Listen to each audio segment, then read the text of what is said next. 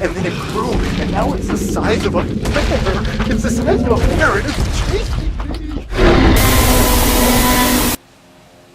Okay, not what I was expecting, but, you know, I'm sure it's gonna be fine. I'm gonna try it out anyway. Let's check it out.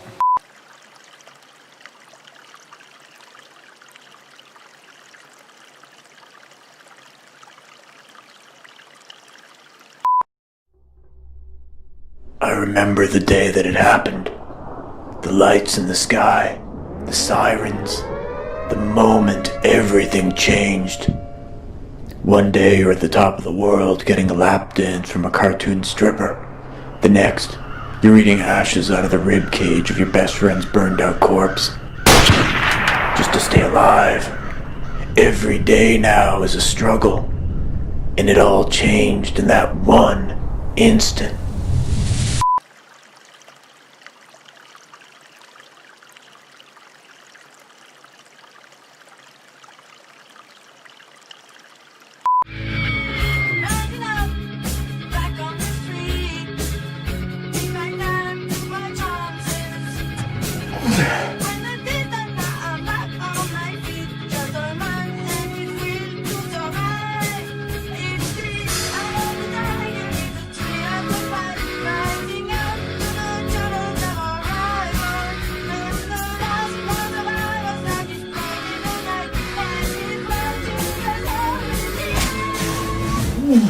This right here, this is you. This is you.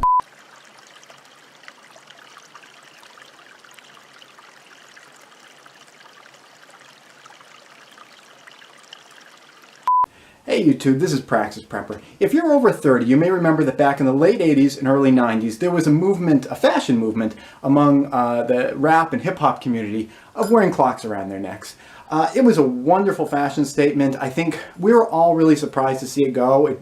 When it first came out, nobody thought it was just going to be a flash in the pan, but it ended up being, and it's too bad that it was, because a clock around your neck isn't just a useful accoutrement if you're a rap or hip-hop artist. It's also a really useful prepping item. And to tell you why, I have a very special way to explain my thoughts on this. All right, yo.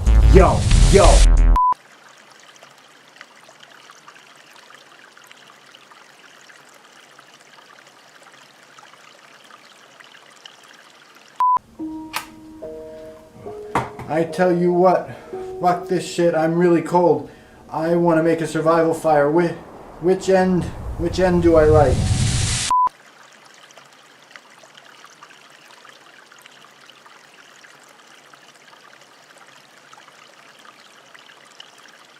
It's kind of creepy in a way because you're sexually messing with the flowers. Would it be more natural if I had porno music playing? Okay, I'm going to add porno music starting now. Alright, well, male parts go into the female parts and get the pollen all over it, and that should do it. I've done this with a couple of other ones, and yeah, it's a little creepy and everything, but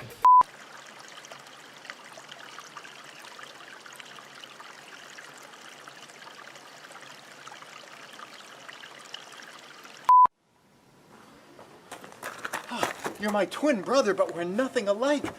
Come on, get in the car. We gotta get out of here. First, we gotta fill up the car with gas, and then we have to bug out. Well, yeah, I hear you, but the electric grid's down, and the gas stations can't pump without electricity. So, you know, we can't go anywhere because we don't have any gas.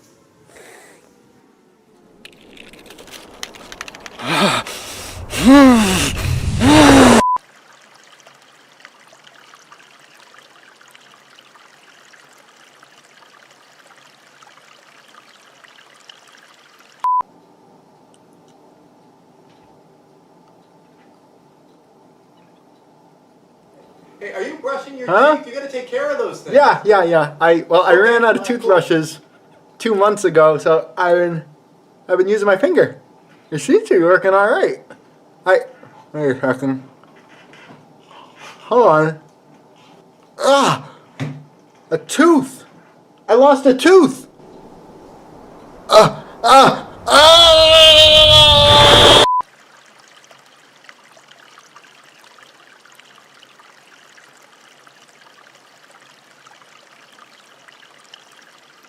Upon entering the room, the doors swing shut and lock behind you, and you find yourself confronted by a Class 300 hellboy.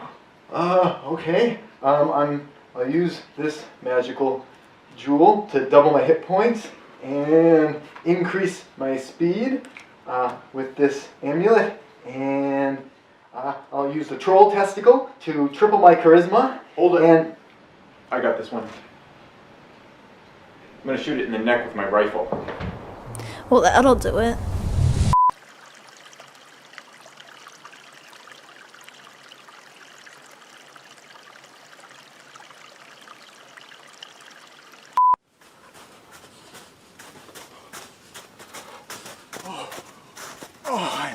I am so cold. Yeah, well, you should have brought yourself some clothes. But don't worry. I bought a knife. A survival knife. I'm gonna start a fire. Okay. How are we gonna do that?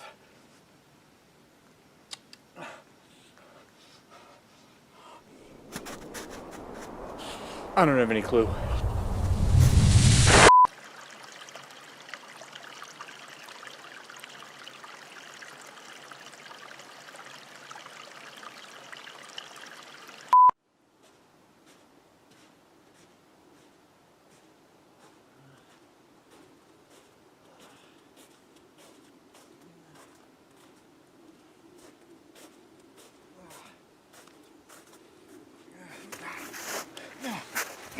You know what? You know what? We are done. All right, yeah. All right, that's it? That is it. You're just gonna drop me like that? Oh yeah, I can drop you. You're uncomfortable. You don't have enough storage space. And when's the last time I didn't have to work my ass off to get those zippers open? Oh, so that's what this is all about? The zippers? Well, hey, I told you I had a headache that day. This is no.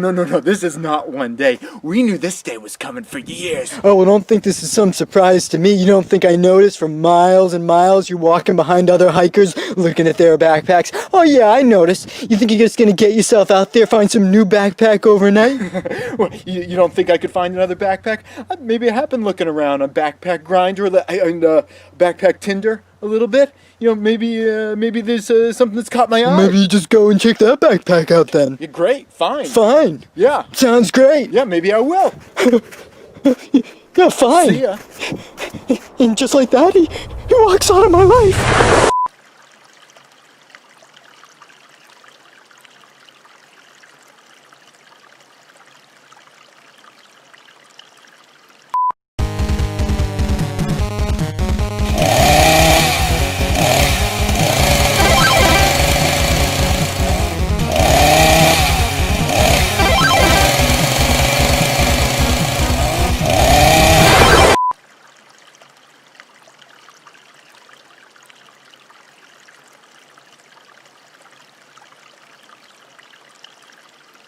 All right. Look. Now, this right here, this is a bean. It's a soybean. All right?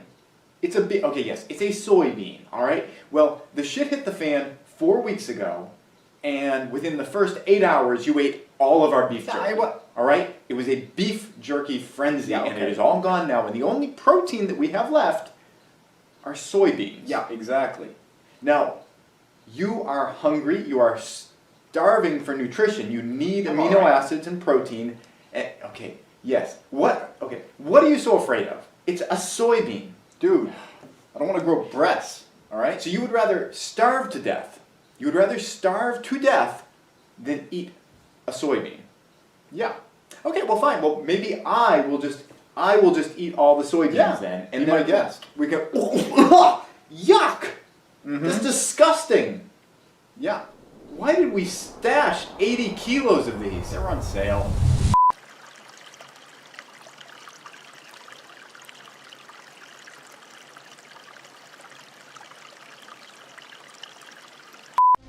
Moses, take your shoes off. You are standing on holy ground. This is getting really intense. Fathers, Abraham, Ha! The God of Israel? Ha ha ha ha! Jehovah says, let my people go. Oh, no, he didn't. No, he didn't. All the waters of Egypt shall become blood. Blood? Blood, that's the plague. Blood. That's good organic material. Listen, That's good for farming. How did he do that? That's not a plague. The stinking blood waters suddenly produced millions of frogs. Frogs? Frogs are food. There ain't no plague neither. That's good. I'd eat a frog. I totally eat a frog. God says, I will send swarms of flies upon Egypt. Your houses shall be filled with flies. But this Bugs? I will That's make disgusting. I am not sitting here watching bugs. Done. There shall be no flies among my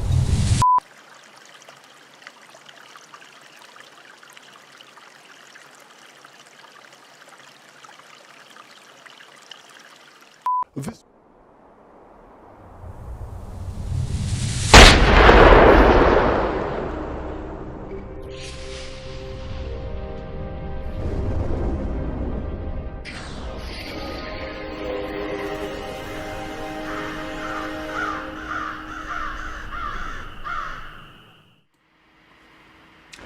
Hey everybody, and welcome to the live stream. And have you ever had that sort of situation where, well, like maybe you were in school and there was a test the next day, and let's just say it's the middle of winter in a place that gets snow days, and there was a snowstorm that was supposed to come through, and you didn't really think you needed to study for the test because, I mean, school's going to get snowed out, but then it doesn't, and then you're in school and it's time for the test. I didn't think the live stream was going to happen tonight. I mean, we had all those technical issues from last week, and I mean, you can see I didn't really fully commit to setting things up here, and I feel a little bit unprepared. I mean, it's still a better setup than just like sitting in front of your webcam. It's better than 90% of YouTube live streams, would you say? Everything has to have a statistic on YouTube, doesn't it? You have to like have some kind of statistic. Completely unscientific, just pulled out of your butt. So welcome to our live stream. I'm sorry that we were not able to live stream last week. I was here. I know a number of you guys were here. And it was just, I don't know. The reason that we do that kind of comedy thing at the beginning, aside from being delightful, is that oftentimes it'll take a couple of tries to connect. Like I'll set everything up and say go, and sometimes it just, YouTube is like, yep, sure, let's go. And sometimes it's like talking to a wall, and then you say, okay, let's go again, and talking to a wall, and it's like 2 or 3 times, and then finally you do the exact same thing over again, but you get a different result. It actually works. So that's why I usually do that comedy thing. So if it happens quickly, there's lots of comedy stuff, and if it happens after lots of errors and things like that, you know, there's less of it, but at least we start the show on time at 8:30. And last week we tried that for about 40 minutes and it over and over again, it just never worked. So that's what happened.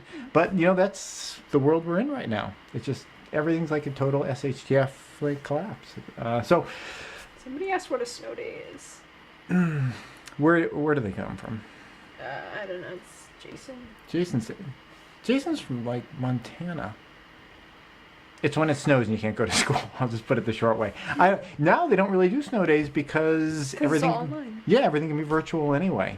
You know, I was reading the title of a news article, which is a dangerous thing to do because titles of news articles can be grossly misleading. But it suggested, and I'm just going to disseminate this as though it actually happened. It suggested that a kid had been suspended from school while virtually online because there was a BB gun in the background of his screenshot. What?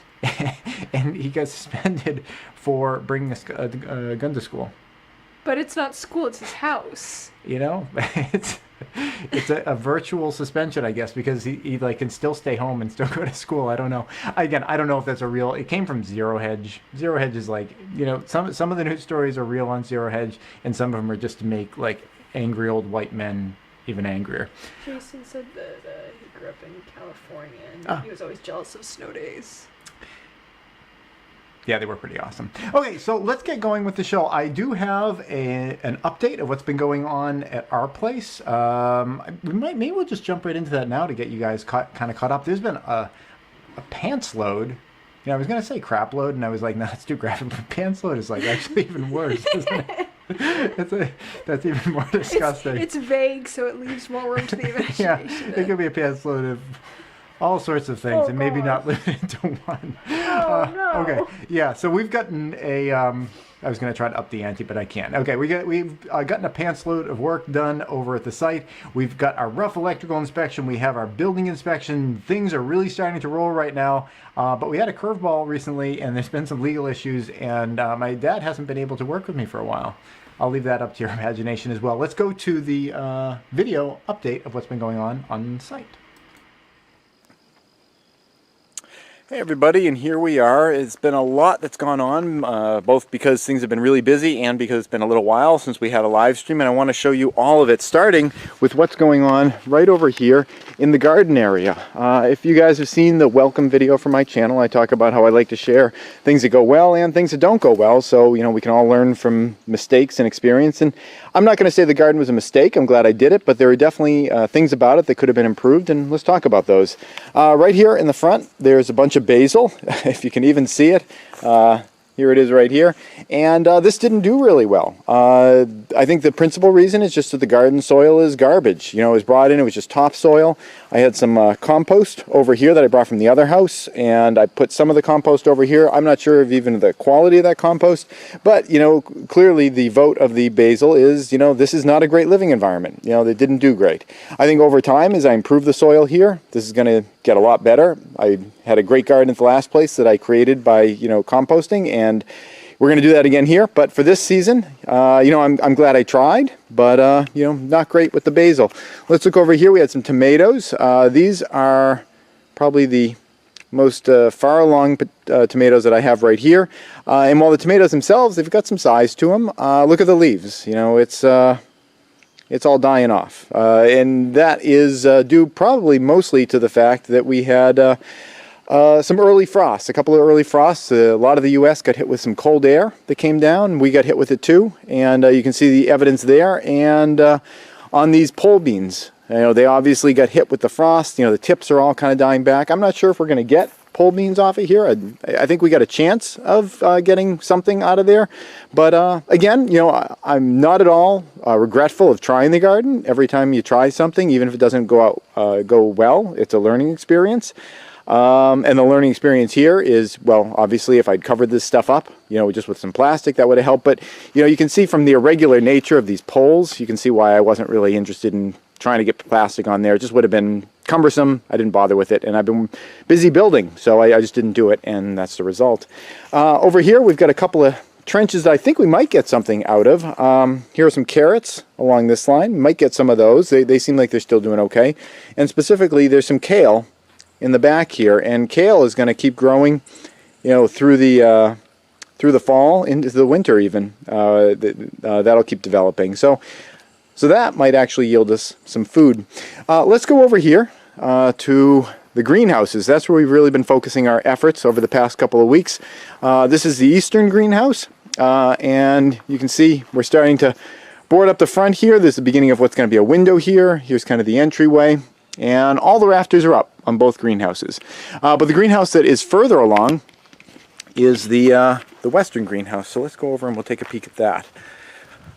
This one here, as you can see, it's got that same kind of window developing. And the window is right here. It's the same size and the same height as all of these. I did them all in line with each other so that there'd be one window that you could open and close easily from the greenhouse. There's going to be another some kind of a window maybe up here to kind of line up with the bottom edge there and kind of have a trapezoidal sort of shape.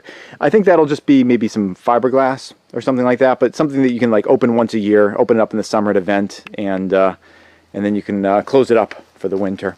So we're going to go through the entryway here. This will have a little bit of a roof later on. This is a place where you can, before you go into the doorway, you can get in and you can you know, fumble with your keys or whatever while you're inside.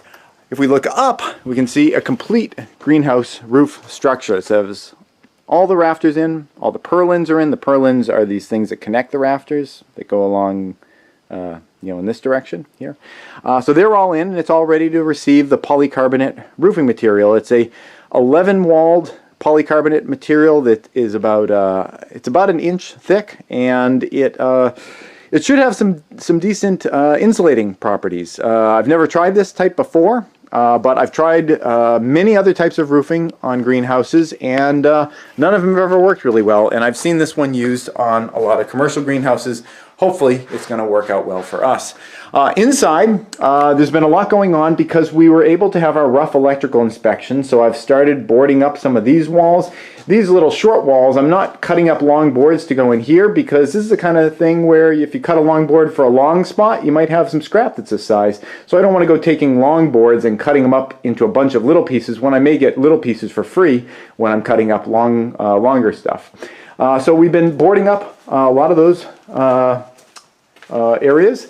Right here behind the kitchen, this whole area was all wires, and I was able to get that all completely boarded up. We've got a little, kind of like I'm going to come up with a name for this because we're going to refer to it a lot. It's like kind of a peninsula you could put things on, and it's kind of a divider between the kitchen and the dining area. We've done a lot upstairs, and I want to share that with you, but on the way up I want to talk about this. We had our building inspection as well, and I found out that this does not qualify as a railing. It looks an awful lot like a railing to me. It's something you can grab with your hands. It's the right height and everything. But apparently, railings need to satisfy certain criteria. One of them is they need to be round, so you can wrap your hand around them. They need to be 1.5 to 2 inches in diameter, and they need to be set off the wall by a little bit. And this does not qualify for that. Now, ostensibly, that is absolutely a railing, but we're going to have to put on a second railing. Now, that might give you the impression that the building inspection went terribly. It actually went really, really well. This is like the only surprise from the whole thing. Yeah, that's one thing we have to add, is we have to add a railing. They said I could use a piece of sapling or something like that if I can find one that qualifies for the 1.5 to 2 inches in diameter thing. So up here, there's a couple things I want to share with you. One of them is just more boarding up. This is kind of the, well, this is going to be Amber's room, but it's sort of like a little mini office here, and all the walls in here, with the exception of like just that space over the door, are all done. This is the first room that's pretty much completely all boarded up, and that's pretty cool. But let's go upstairs and actually, on the topic of Amber, Amber's been helping out. Oh, on our way, let's stop here. This is the upstairs bathroom, and we've got the sink in. Now, we weren't able to completely hook it up. One side of the sink was hooked up. The other side needed a longer hose. We just got that. The plumbers really did not at all leave us all the materials to hook things up. I asked them to. It was their job to actually hook things up, but I said, if you guys just leave me the materials, I'll just do it. So they did neither. They neither finished the job nor left me the materials to do it. So I had to buy a lot of this stuff myself. I don't anticipate seeing a discount from them on that.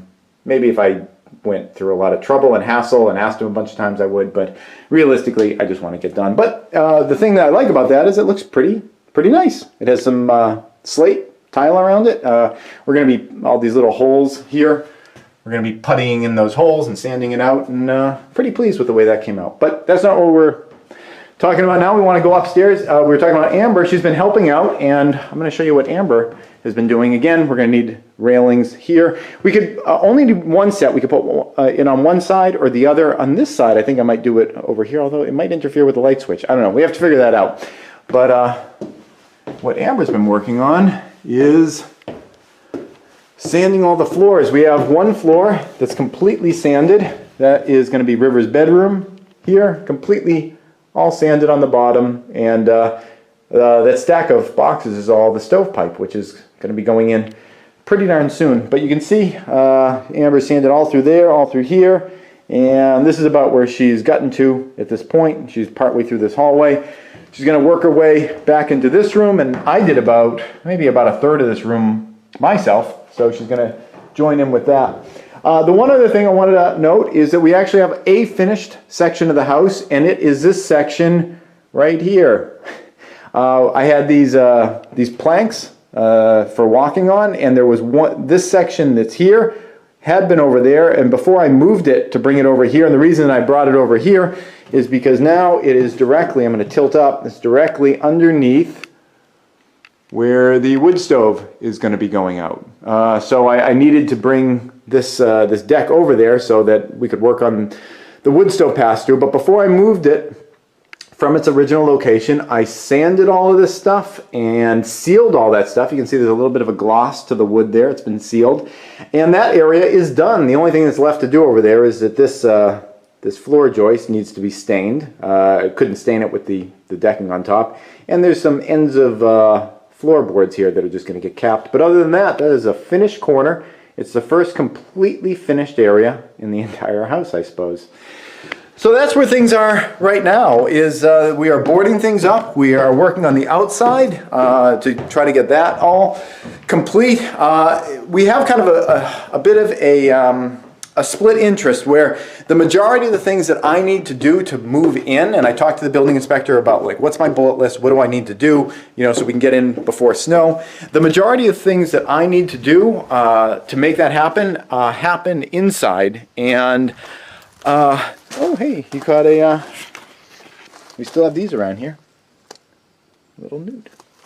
The majority of the things that that we need to do to qualify for moving in happen inside, but the majority of things that I really want to finish before winter sets in are on the outside. You know, this area here with all the, you know, missing wallboards and everything, technically we are allowed to move in before that's done. But that said, you know, it'd be awfully nice to get that done before winter, because who wants to be working on that in the cold? Also, putting the wood seal on the boards works best when it's warm out. You have to apply that stuff when it's warm. So I think what our plan is that we're going to finish all the things we need to do inside in order to be able to legally move in, and then as soon as that's done, we'll start working on this outside stuff. But there's really there's a huge pile of things, and all of them want to be done first, and you have to choose which one you're going to do. So that's what we've been working on the past several weeks. Let's go back to the live stream. So as you can see, yeah, there's been a lot going on there, and there's a real sense of urgency. You know, at least I'm feeling, I wish I had 2 more months of warm weather left, and maybe 2 more months before we get into the cold and flu season, which is also going to be the COVID season this year. You know, I'm feeling hopeful after having our building permit meeting with the building inspector. It was a pretty short list of things. In the series, I go through the exact things, but I mean, it is pretty basic. I think the things that we have to hit are, we've got to have our final electrical inspection, we have to have our final plumbing inspection. The final plumbing inspection could almost be done now if the plumbers would just kind of get off their asses and finish. I mean, everything's like ready for them to go, but they're not showing up. You know, I'm not really riding their backs on it. I could be more aggressive about it because I don't know, there's other stuff to do. And I could actually finish most of their, I think I'd finish all of their stuff myself anyway.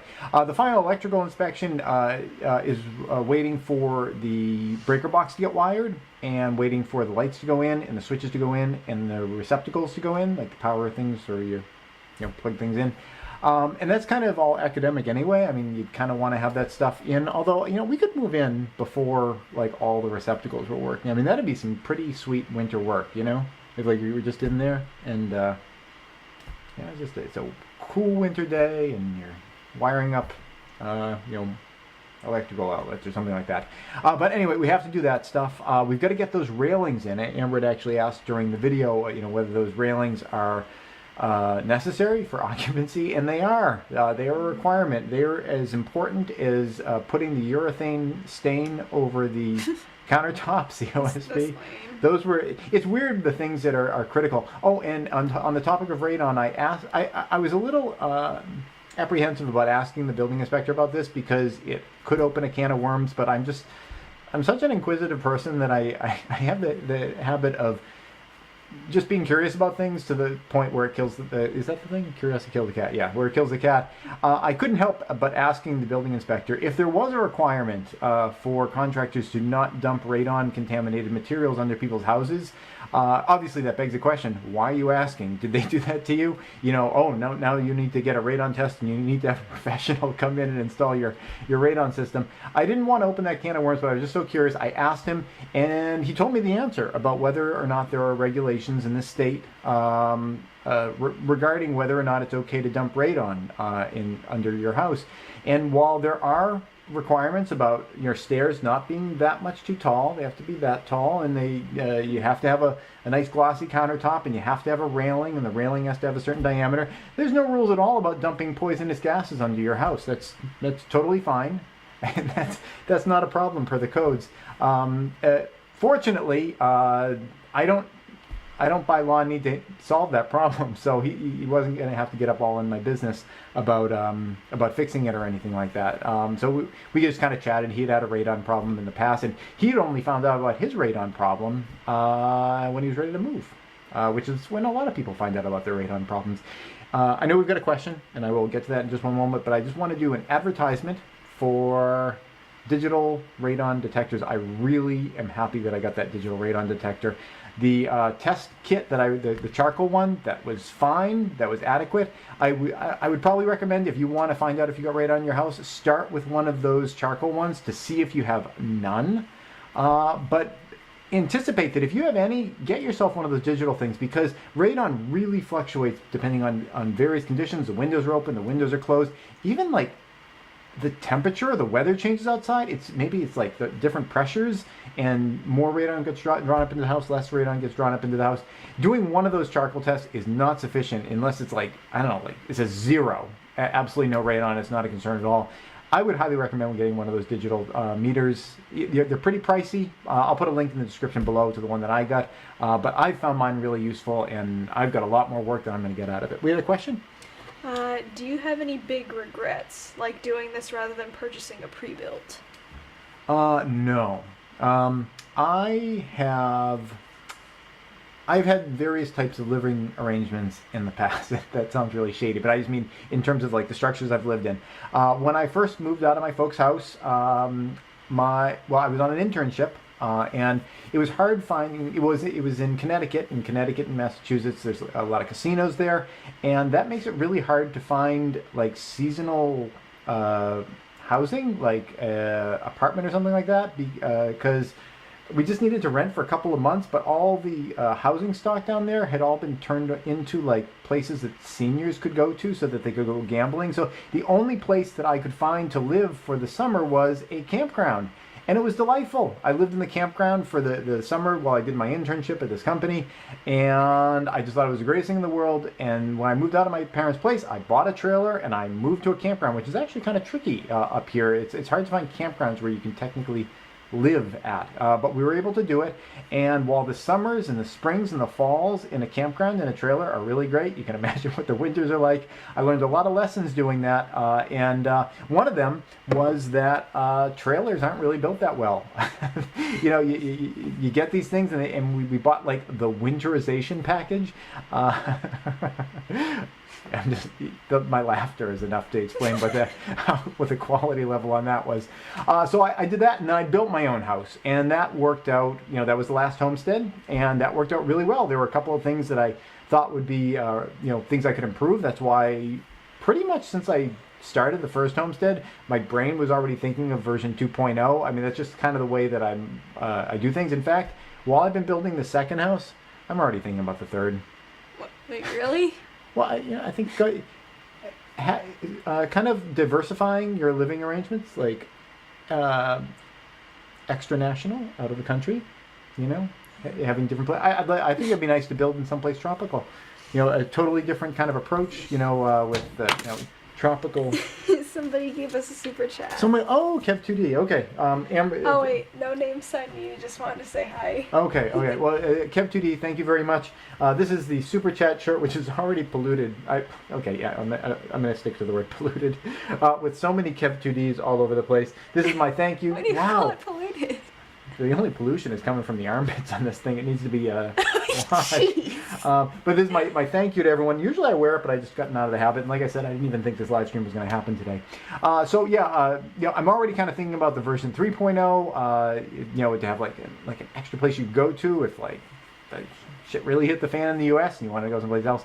I did that, and I have a rental property that I set up, and I did that as a prefab. I looked into, I kind of thought about building it myself. It was going to be very small, 24 by 24, single story, you know, no bells and whistles, just a basic little house, cottage kind of thing. I thought about doing it myself. Well, first I thought about hiring a carpenter to do it. It was like one of these companies, and they just like build houses.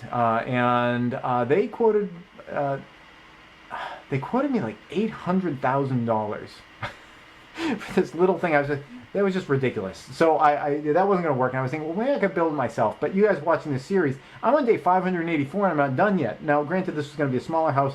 I could have done it in less than 584 days. Well, today for me is 584. I know you guys aren't up to that in the series yet. So then I looked into prefabs, and I got in with a prefab company, and I ultimately hired them to do it. And it was a pretty awful experience overall. It was kind of on par with the contractors that I've been having help out with this house. Again, not all the contractors that helped out on the house have been terrible. There have been a couple okay ones, or at least one. But it was sort of like that, but without having any involvement in it at all, other than watching all the terrible things happen. They messed up where things were supposed to be. They messed. The permits weren't pulled. There was a survey on the land that we were going to do it on, and the survey relies on something called a benchmark. A benchmark is a mark that's put geographically on the property somewhere, and everything references that benchmark. It was in a tree, and someone cut it down. It was a horrendous experience. While it was less involvement on my part, it was pretty darn expensive, and there were so many mistakes made. The door wasn't put in straight. The tiles on the floor kept cracking because I think they didn't put enough mastic underneath the tiles. Mastic is the glue that holds the tiles, it supports them and puts them in the floor. You could push on the tiles and they would wiggle, which means there wasn't mastic holding them up. There were gaps under.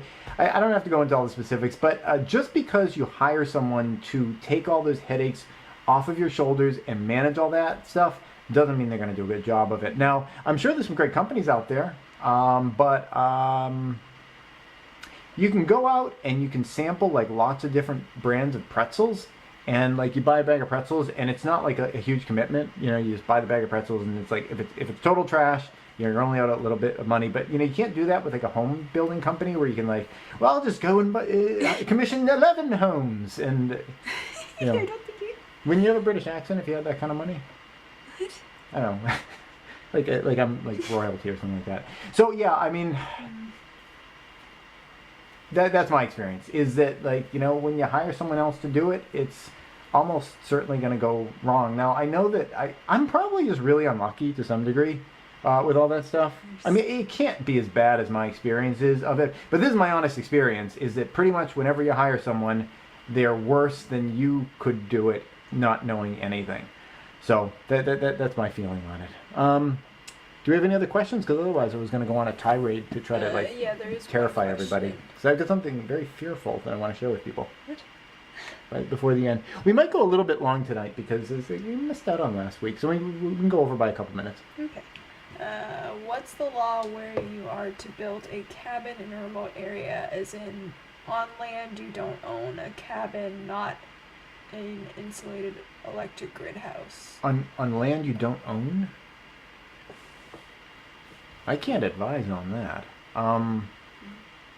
I guess I don't know, just like some remote area that, like, it's not private property or whatever. Yeah, like public land or something like that. Well, okay. Well, there's two ways of looking at that. There's what would probably happen with it and what you're risking, I guess. If this was like just raw land somewhere that was like public land and like really far from anywhere. This obviously isn't legal advice or any. It's just my kind of brainstorming about it, is that you could do that, and under many circumstances would probably be fine with it. What I would say to kind of keep it small and not do a bunch of land clearing or anything like that. Just keep it very minimal. So you're not like rattling the cage, so to speak. But if you do that, obviously you risk the possibility that you could get it confiscated, or you get in trouble for it or whatever. So I feel like that would be something I would not recommend. Is if you don't have control over the land, you don't have control over anything that's on it. I would recommend that if you were going to be building something, to at least get the land. And land doesn't have to be that expensive, especially if you're talking about the idea of remote land. Land gets expensive when it's next to a road that makes it easy to access it, and if it has enough frontage to be buildable. Buildable lots, they vary by community. Different communities have different standards. They usually talk about a buildable lot having a certain amount of area, in either acres or hectares, whatever your measurement is in that area, and a certain amount of frontage, which means the amount of the land that is on the street. That's why when you see people dividing up a large chunk of property, you may have a big chunk of, I'm sorry, I'm having, my thumb's bothering me. I've been hammering too much, trying to make shapes here, and it's painful. Don't go there. Are you sure it's hammering? You'd still call it hammering, wouldn't you? Oh, jeez. All right, so if you have a large chunk of property and somebody wants to sell it, and it's got a road here, that's why you always see all these little strips of land that they divide up into. They don't turn into a grid or anything like that. They're doing that because they take the minimum amount of road frontage that it makes it allowable for someone to build on there. Say it's oftentimes 300 feet or something like that in a rural area. Okay, you're having a good time there. And they just make 300 feet and make a strip. 300 feet, make a strip. And sometimes there'll be all these weird zigzaggy things so that they can say, oh, it's 11 acres or whatever it is. But that's why they divide that stuff up. But okay, so we talked about what's a buildable lot, what's not a buildable lot. Buildable lots tend to cost more money because people couldn't build on them, so they're seen as being more valuable. But there's a lot of land out there that is not buildable. Now, it's sometimes a little harder to find that stuff because people aren't really going through that much trouble to advertise it, because it's almost not worth the trouble because nobody's looking for it. But because of that, the market for it isn't really all that hot, so the prices are lower. You can get land that you can hike to that's a lot less expensive than land that you can drive to and park in. So if you're thinking about the idea of just having some place that's remote, that is a bug out location, not necessarily a place where you're going to live, depending on your lifestyle, that could be difficult. You want to, go to the store and buy a Band-Aid or something like that, and it's okay, well, I'm going to have to schedule 3 days to, to get, back to the store and then to get back. It has to be the right fit for it, but you could get land for way less than you can buy, the average kind of thing that's considered buildable, and you can build a small thing on it that, it's not even permitted. The shed on my place is 140 square feet. It's 10 by 14 feet, and I didn't even need a building permit for that. In my town, anything under 150 feet, you don't even need a building permit for. So if you were to, build something that was under whatever that threshold is, you wouldn't even have to need to ask anybody's permission. So that'd be my advice. And you can make something pretty darn cool for 140 square feet, especially if you're going to do a little basement underneath. You can do a basement where you got storage. You can have your 140 square feet of living space. And then you can make a loft that doesn't even count as square feet, where you can have your bed and all that kind of stuff, extra storage up there. You can pack a lot of square feet into 140 square feet, a lot more than 140 square feet, because even just with a basement, that's 280, and then the loft, however wide that is. Do you have another question? Yes. Do you have any livestock or plans to own livestock? Do we? What do you think? What do you think? What would you like? What would I like? Fox farm? A farm full of foxes? Aw. I have my plans, but what are your plans? I didn't really have any plans. I don't know why you're asking me. Well, I don't know, because animals are cute. You love animals. Yes. Which ones could you tolerate? Chickens? Goats? Okay, well, I'm interested in chickens and possibly goats. We have somebody that is down the street from us. I honestly don't even know why I want the goats, just because they're kind of cute. I don't like goat cheese except for feta. Feta's alright. I mean, personally, I'm not bashing all goat cheese. It's just not for me. Yeah, I've been thinking of chickens and goats. A lot of people have been getting into chickens. The only advice that I could offer on that, since I have not done it myself, is that every person that I've ever known that has gotten into chickens has said that it's easier than you expected it's going to be. So I would hand that off to you guys and just say, if you're thinking about getting chickens, try it out, because everybody that does it says that it's not as bad as I thought it was going to be. And there's a great level of self-sufficiency that you get out of that. With chickens, you're turning grass and ticks that are in your lawn and everything into eggs, and if you're not a vegetarian, you're also turning it into meat. Well, chickens die someday too. With goats you get the same benefit. The downside of livestock, and I'm not sure if this is just obvious to everyone, but I like to travel, and if you have livestock, you have to think about them when you're gone. Even if you have a fish tank, you have to have I need to have a little feeder to feed my fish so they're not dead when I come back. So that's something to think about before you get any livestock. You have neighbors that might be interested, and that could be as simple as just saying, hey, I've been giving you eggs all year. Could you, just be friendly with your neighbors, share some of the produce that you create, and, maybe they wouldn't mind watching your stuff if you want to go on a vacation now and then. Do you have something else? Somebody was saying that the problem with chickens is that if you get them, you have to commit to getting up early to feed them and let them out. I know people that have kind of made chickens that have been in a kind of a pen area where they weren't allowed to just kind of go out everywhere. The danger with chickens just being out at night is that they're just going to be food for all the local animals. Foxes, coyotes, whatever. They're going to come in and eat all your chickens. I've seen some horrific scenes after that kind of thing happens. Imagine if it was all over your yard. So you need to have them in at nighttime. They need to be in an enclosed space, either in their pen or whatever. But I know some people have just had a contained yard, and they had the chickens where they could just kind of come and go out of the hen house as they pleased, and they didn't have to do that. Maybe under certain circumstances you have to manage that, but if you do it right, again, this is secondhand experience of other people. They were able to have a yard where the chickens were safe to kind of do their own thing, and I suppose you could always make a little timed gate, couldn't you? That'd be a smart device, a little timed gate or something like that. Do we have another question? So I wanted to terrify everybody. Do you think you'll be able to travel this year? Oh, before we answer that, somebody also mentioned they think. Where did it say?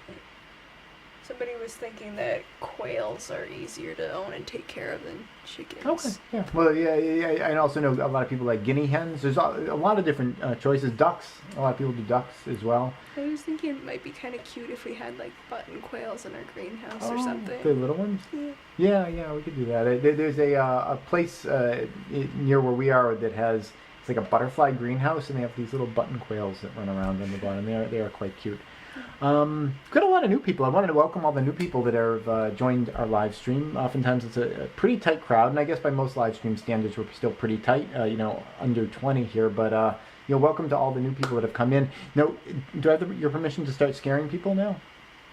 Well, somebody asked a question. Okay, if you guys would just shut up for 5 seconds, I could terrify you. Okay, what's the question? Wait, It could have been a mistake. I'm sorry. Okay. Well, while you look, I'll start the terrification process. What I wanted to talk about is, I'd love to hear from you guys on this. What are your plans for the holidays? Did I already do it? Yeah, I already did the video about Christmas, about the idea that Christmas is coming, and if you're interested in buying presents for people, now would be the time to do it. A number of people in the comments mentioned the idea of doing Christmas without presents or making things for people, and that obviously is I didn't want to get banned from YouTube by having an anti-commercial message. I think that would be like economic terrorism. At least the way that YouTube sees economic terrorism? I don't know. Everything's a terrorism lately. I'm going to do a terrorism. Yeah. Okay, and with that, we just demonetized the video by using that phrase a bunch of times. No, I'm sorry. Yeah, you can't take it back. It's done. Where were we going with that? Okay, yeah. But the idea of getting ready for the holidays ahead of time. If you do want to do presents or whatever, think about that. Halloween is coming up. I'm going to do a separate video on this, but the gist of the video that I wanted to do about Halloween is that to share what we're doing. Whether you live in Florida, where the governor, I think today, said he's just opening everything back up, and I'm not going to say whether that's wise or not. I think some countries have just opened everything up and allowed people to die, and other places are completely closing down, and then there's places that are doing neither, and it's like the worst of both worlds. But whatever community you live in, it kind of depends on like whether people are going to be doing trick or treating. If it is if you have kids, some communities are going to do trick or treating, some aren't. I wanted to take the uncertainty out of it and not like jerk River around a bunch about like we're going, oh we're not going, they canceled it and everything. So myself and some of his friends, families have been talking about the idea. And you guys know in the series we have a house and there's woods around it. What we decided to do, and then what we're going to do for our Halloween celebration, is we're going to take a tight-knit group of homeschool families, because that's who River knows is different homeschool families. We're inviting them to our forest, and what we're going to be doing is a spooky walk with the kids. So we're going to get like say 5 or 6 different families, and they'll come early in the day, and one of the parents will kind of watch over the kids, and the kids will play in their socially distancing sort of safe way, and the other parents will have the plans to make some setups in the woods, some gravestones or whatever. We're leaving it to each individual family to make their own kind of setup. And at certain stations there will be like sanitized candy things. I'm not exactly sure about the logistics of that yet. Like, should we lay it all out so it's not like a bowl? You don't want everyone dumping their hand into the bowl. Not that it necessarily matters that much, but I think it's just like kind of good practice, teaching the kids, the same kind of skills that they need when they go out into, a grocery store or whatever. So that we're doing something like that, where like they're going to go through the spooky walk. They're going to have to wear their costumes. We'll have some games afterwards. Actually, did you guys see in the video today, they played at 4:30 talking about this live stream right now, there's that stream down our trail. I think we're probably going to have the spooky walk kind of end by the stream, maybe have a fire there, maybe we can do like s'mores or something like that. But we're going to have a lot of control over it, and it'll still be really fun for the kids, and I think River is more excited for that than he has been for trick-or-treating in the past. So what I wanted to suggest is look ahead to the holidays and come up with some creative ideas. We could, everyone complains so much about the holidays all the time, all the terrible things like, oh, I hate to see my family. You're off the hook this year. You don't have to see your terrible family. We have a chance to reinvent all the things about holidays that we disliked, and maybe try to keep some of the things we liked, reinvent some things that we don't like. So this is kind of an opportunity to kind of recreate some of the best parts of the holidays and change and add our generation, our culture's take on what we should have in the holidays this year. So there's a lot of opportunity in crisis. A couple people made a suggestion that maybe the Halloween candy thing could be put them in grab bags, maybe even like hang them up by strings. So like that's a great idea. Thank you for that. I think the string idea is pretty cool. Yeah, those are all good ideas. That's the point at this point, is that we have a great opportunity to just reinvent a lot of these things. But you don't want to wait till the last minute. The whole idea about prepping and preparedness is thinking about what the problems are going to be in advance and come up with solutions to them before your back's to the wall. Do we have any more questions? Otherwise, I think... Yeah, one more question looks okay. like. How do you think the U.S. has handled... I think they're asking... How the U.S. has handled... COVID, maybe? COVID, yeah. Well, it's hard to say until the whole thing's over. I mean, I think that there are a lot of places that... Well, here, some of the communities around here are thinking about, like I said, of closing down trick-or-treating. The towns are going to say they're going to ban it or cancel trick-or-treating. Well, I personally think it'd be kind of... If you wanted to do trick-or-treating safely, you'd have to do it in such a regimented and rule-laden fashion that it would not be fun at all for the kids. The inside of your bag is like the hot zone, and the outside of the bag is safe, and there would just be so many rules. It wouldn't be fun. The only way that you could kind of do it is just like ignore all that and just go out and be like, yeah, whatever happens, happens to my parents, because they're in the risk group. So. I personally think that it would be foolish to go out and do trick-or-treating under the current situation. But at the same time, I really don't like the idea of towns banning it. I think that people should kind of be allowed to make bad choices for themselves. That's the American in me. I don't like the idea of banning things. I think that you should be able to get into a car and drive without a seatbelt and kill yourself. as long as you don't sue anyone for it. That's the problem, though, in America. What Everybody about getting sues other everything. people killed in the process? Well, that's kind of the problem. I don't know. It's a different. I'm not saying it's like clear cut, like easy black and white, but I don't know. I mean, like if people try to control everything, then It does kind of open up the door to create more and more restrictions, I guess. yeah. I mean, it's just like then you're like the Borg in Star Trek. It's like, you know, if they, well, I'm building the house right now, and they tell me how tall my steps can be, and they tell me like what my railing should be like, and I'm sure that there is some research to go into the idea of, you know, a railing needs to be such and such shape, otherwise, you know, 0.25% extra people are going to fall down the stairs and kill themselves. But you know, the point of life the point of life doesn't always have to be to extend life as long as possible at the expense of making the experience of living that incredibly long life to feel like you are living in like a nanny state or a police state or whatever. I mean, again, that's just the American in me. I'd rather kind of live with a little bit of danger than, you know, live feeling like I'm got somebody controlling me. And just because I feel that way doesn't mean that you have to feel that way, doesn't mean that you have to feel that way. That's just sort of my take on it. So this my kind of long roundabout way of kind of critiquing the American approach to it is it's hard. It's hard to say, like, you know, what would be the ideal situation. You can look at the data. You can look at a place like New Zealand, and New Zealand really crunched the virus out, and, you know, it's had a few little flare-ups here and there.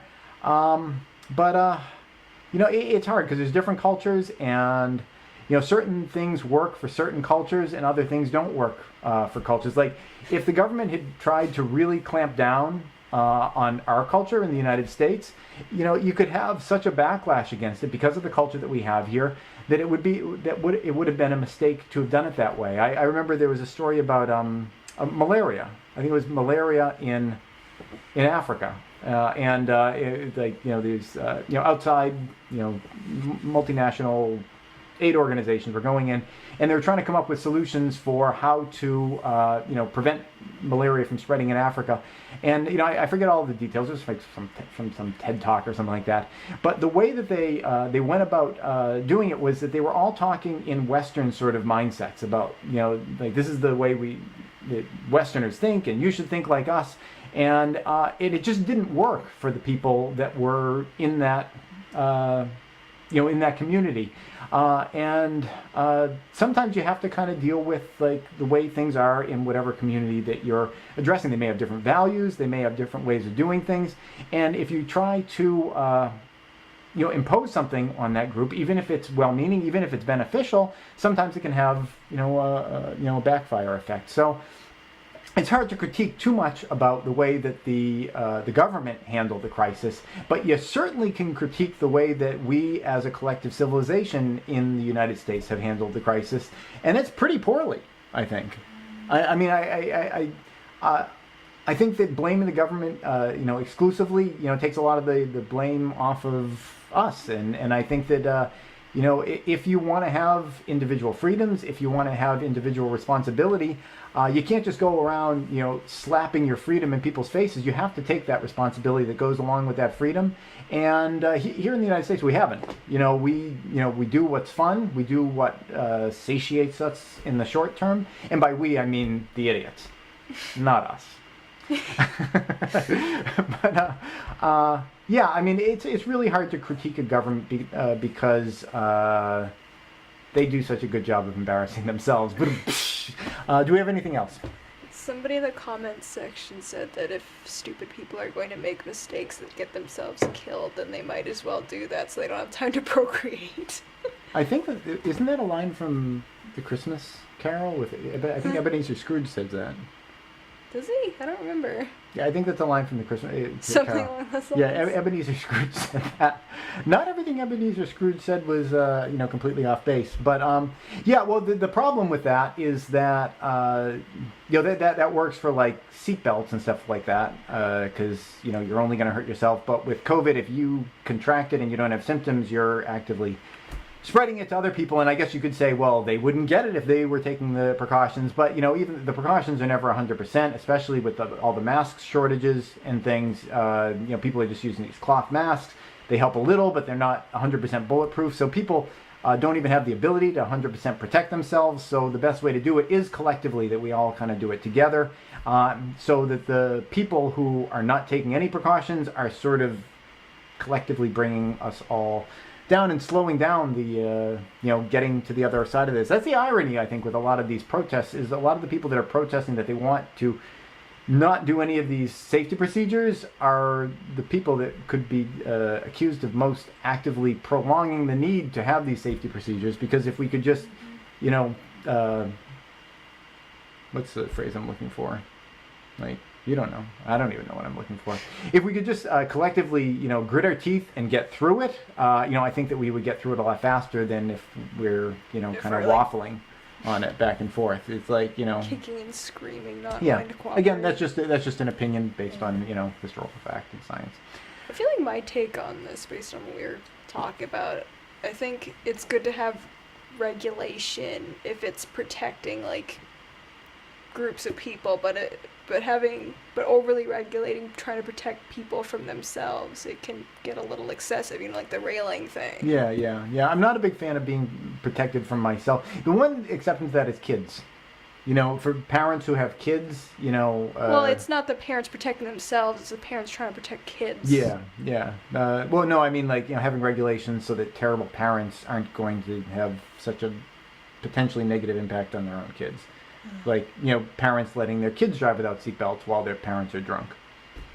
Like, like that kind of thing. That's where it gets kind of murky, is, yeah, you know... it is a very... But again, it's like, you know, it's really hard to legislate intelligence. Are we good? I think so. Okay.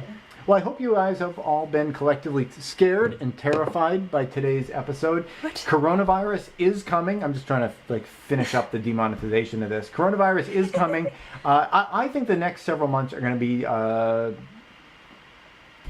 difficult. I think there are going to be some difficult months we have coming ahead. If you think about here in the United States, in the United States statistics are the ones that I keep looking at because I live here. We're coming up on 250,000 people dead. Now, you know, a lot of those people are old and maybe they were going to die of something else. But, you know, 250,000 people almost have died of coronavirus. And that is during the time period when respiratory diseases are at their absolute least ability to infect people, because it's summertime, people are outside, and still 250,000, even with all the masks and you know, the hand washing and all that kind of stuff, still almost 250,000 people have died. Now we're going to enter into the actual respiratory disease period, and cold people. Flu season. Cold and flu season. You know, we're about to enter that with this, and people are getting tired of the masks and everything. I think it's going to be a really rough season. Anything that you can do to get ready for it, stock up on food. You know, if you got things around your house that, like, you know, you might have issues with, like, you know, your heater or whatever, get it fixed now before, you know, maybe you can't get a hold of people. Take care of your stuff now. I think this is going to be a bumpy winter, but on the other end of it, I think we're going to burn through it, and I think that next year is going to be pretty awesome. Personally. That's why prep. You wouldn't prep if you had no hope. What would be the point? All right. That's it. Thank you guys all for joining us, and thank you for watching. This episode is brought to you in part by Burning Hearth Homestead, a nonprofit that aims to provide seeds, live plants, and education to the community, both local and extended. Plant seeds, plant knowledge, plant the future. If you'd like to thank them for supporting this channel or find out more about what they do, go to burninghearthhomestead.org. Please subscribe and tune in every Friday at 4:30 New York time for a new video. And if you'd like to support this channel, you can do so both through Patreon or PayPal.